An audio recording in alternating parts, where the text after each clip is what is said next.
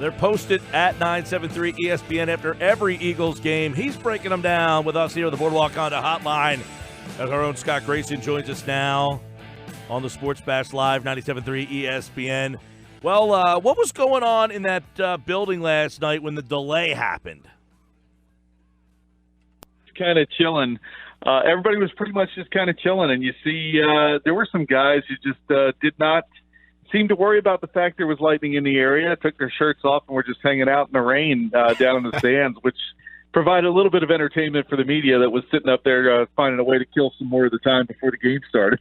Yeah, so, obviously that delays everything, and did it kind of flatten out the crowd at all, or was it – because it was hard to tell on – like – it almost feels like they rushed through that ceremony to start that game, because if you were watching on television, they almost missed the unveiling of the banner. It was just like barely saw it. Yeah, it was like a quick cut to it, and then boom, they were off the field. I was like, this is kind of, like, did it feel like the energy in the building came back down, or were they really amped back up when Dawkins started going? No, I mean, that helped. You put B-Doc out there, you're going to get people fired up. But, yeah, I agree with you. It was rushed. I think the NFL kind of rushed that along because they didn't want that delay to push things back, too long as it was. The game ended, my gosh, it was almost 12:30, I think. Yeah. And so, they were really trying to get that through. And the timing was off. Everything felt off. I mean, it's just the timing of the banner being unveiled, the timing of Jeffrey Lurie trying to get the crowd going, and Brian Dawkins doing his thing. It just didn't feel like it was in sync. And, I think to a certain extent the crowd did get lose a little bit of its energy. But that goal line stand really helped kind of bring them back. Grayson's grades, let's take a look at some of the guys. I mean, you gave a ton of A's last night, and we went through a lot of the guys that you mentioned here, but you're sitting up top getting a chance to look down on everything. Fletcher Cox was a guy who just absolutely dominated the line of scrimmage and made a big factor, was a huge factor in the play calling for, much like last year, the play calling for Atlanta got kind of out of whack because Fletcher Cox was unblockable. I don't know what Atlanta was thinking because, quite frankly, I turned to the guy next to me who was a writer for SB Nation, and I said, I don't understand what Atlanta was doing because their first two drives, they ran such good misdirection plays that I thought played to the Eagles' strengths, which is get them to overcommit one way and then take advantage of everything on the other side of the field. They did that really well the first two drives, which is why they were moving the ball so well. And then I don't know why they went away from it, but they ultimately did. And then the Eagles started to really get some more life and confidence with their defense, and it just seemed like it was a snowball rolling downhill for the most part with the defense. And you're right, it gave a lot of A's. All of them, except for one guy, were on defense or special teams. So, that's really where obviously I thought they won the game and played very well. Were able to get a lot of pressure on Matt Ryan, and I just thought that Atlanta's play calling look, they could have beat the Eagles in the playoffs, and then this Super Bowl run doesn't happen. Yeah. And they had an opportunity again last night to get the Eagles and didn't do it. Jordan Hicks, his return, what kind of impact is he going to have on this defense? Boy, I was thinking last night, just imagine if Nigel Bradham was there next to him. And he wasn't last night, and I don't think the Falcons did a good job of trying to. I thought Geary and Camus made a big play on the goal line. Yeah, they both played well. Yeah. They did, and I didn't think the Falcons really tried to exploit that weakness very well. Yeah. But Jordan Hicks is just such a key piece to what they do on defense. He has been such a great pickup for them. I think it's his third year in the league, and he is really the quarterback on that defense. Fletcher Cox gets a lot of attention, and rightfully so, but Jordan Hicks is a guy that really is kind of in the middle there that takes advantage of everything that Fletcher Cox and company up front set up. And that's what a linebacker's supposed to do. He does a great job of attacking when he sees the play unfolding in front of him. And he did that last night. 1.5 sacks, tackle for a loss, 2 quarterback hits, and a pass successfully defended. He did it all. Great player, and it's great to see him healthy again. Let's stick with the defensive side of the ball. Some of the other guys that you gave A's to, Grayson, Brandon Graham in his return, he looked pretty well. Talk about his performance. Yeah, what really impressed me, I was watching him early on, and his first step off the line of scrimmage looked really good. Better than maybe even I saw him last year. He was ready to play. He was excited. He was hungry, and you saw that. I thought he did a really good job in the game of, using that quick first step. He just to me, I thought he did a good job of closing down on plays like he normally does. I think that defensive line is just so good together as a unit when they're all there and they know each other so well. They play off of each other's strengths, and I think that's what happened. I mean, Graham was a benefit of some big plays by Fletcher Cox just to turn guys back inside or outside, and vice versa as well by what Brandon Graham was doing. So, he had 2 tackles for a loss. And I just think that Brandon Graham, to me, was better than I expected given his time off due to the injuries he was recovering from. But, hey, look, I think that defensive line was better than expected last night in my mind. Scott Grayson is with us. Grayson's great. Let's go to the Bees, and, a lot of big names on this list. But Sidney Jones, I mean, he's a guy everybody wanted to kind of see in the slot, and Patrick Robinson was so big last night. So give us your perspective from high atop seeing Sidney Jones and how he did last night and what he's going to add to this defense. Well, I didn't feel like he got burned at all. And I think to a certain extent, he's still trying to learn what it's like to play on the inside. There's definitely a lot of that room to grow. We saw it throughout some of the plays he had in the preseason. He didn't get burned in my mind at all last night, and to me, that's a big key.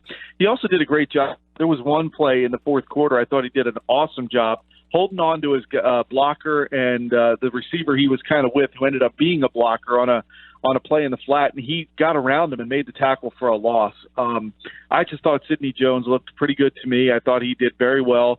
And again, we're watching to see how he handles that play on the inside. But he had 4 tackles, including one for a loss, as I mentioned. And, I just think it was a good place for him to begin to really grow some confidence. He made it, he was involved in breaking up some passes, and I just thought that, hey, look, he beat Avonte Maddox for that job, rightfully so. We hear all about the ceiling and how high it is for Sidney Jones. I think that was a really good spot for him to begin the season and a good way for him to get going.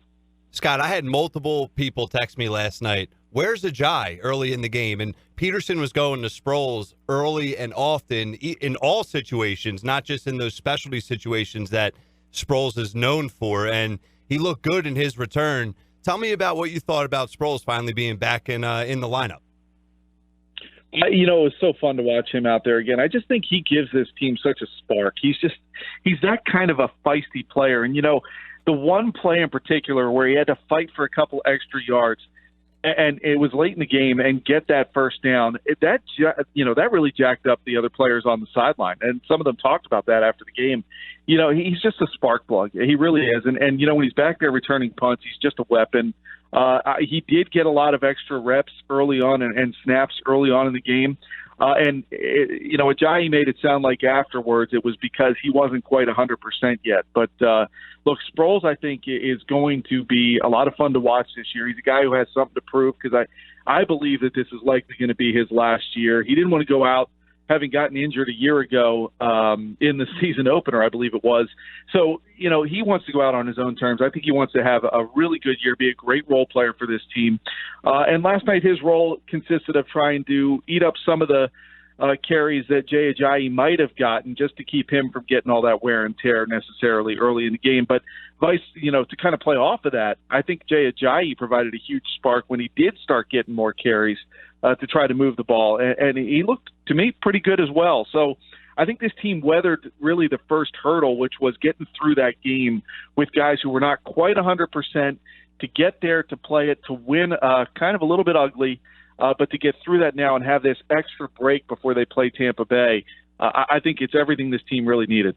Scott, I want to go to Zach Ertz. With Alshon Jeffrey out and entering that game last night, all eyes were on Ertz, expecting to have a huge game. I mean, were you disappointed that he maybe didn't have a bigger impact last night in the offense that we all were expecting him to have? I mean, the grade you gave him was a C. He was targeted 10 times with only 5 receptions, a couple big drops. So talk about Ertz and what you saw from him.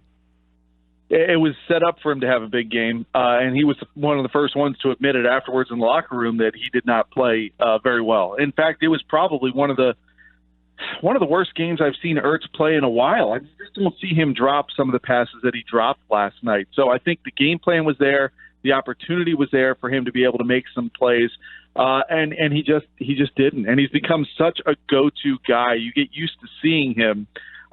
There's a third down. He's in front of the chains. Oh, that's going to be converted, and they're going to move. And he dropped. I mean, going down to his knees, it went through his hands and then hit the ground. Was just, you don't see that happen. So I was impressed with the way that he owned up to it after the game. And I don't think we'll see a lot of that from Zach Ertz, that kind of play that you saw last night. I think it's going to motivate him to get back to where he was, as a reliable receiver last year. And Scott, you gave Nick Foles a D last night. And, was it just because he looked rusty and the offense just wasn't gelled yet, or are there some legitimate concerns moving forward with Nick Foles? A lot of people, obviously, big fans of him. He got the MVP, but there are some, myself included, that, I think if he had to be your quarterback for 16 games, you're probably not going to be to me, I don't know if you're a playoff team with Nick Foles playing a full season. So what did you see from him last night? I would completely agree with you. I think what I saw last night is a guy who got a win because his defense did enough to do it for him. Look, I think the biggest thing that concerned me with Nick Foles is some of the timing still just doesn't look right. What was most troubling to me is Mike Wallace, with his speed, had his man beat a couple of times, and Foles just didn't lead him. If he would have led him into the end zone, particularly the one I'm thinking of is in the fourth quarter, I believe it was in the fourth quarter or late third, it would have been a touchdown. Mike Wallace, to me, was impressive in the sense that he still has that burst. He has that speed. He had a step on his defender, and he just was underthrown. So he had to slow down and allow the defender to catch up to the ball and basically break up the pass.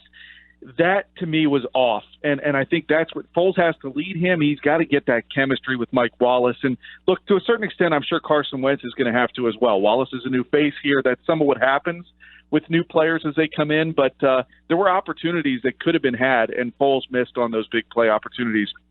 Those were one of the concerns I had, but I just felt like he was really settling for a lot of short passes early on. And again, look, Zach Ertz didn't help him out either, to be fair to Foles. So there's definitely some things to clean up, as you said, Doug talked about today. They've got a lot of room to grow, and it's easier to do that when you're coming off that win than had they lost that game last night. At SGrayson973, his Grayson's grades are posted at 973ESPN.com. Get the full list of them after every Eagles game, and, of course, after every Eagles game right here on the Boardwalk Honda Hotline. Thanks, Scott. Thanks, guys.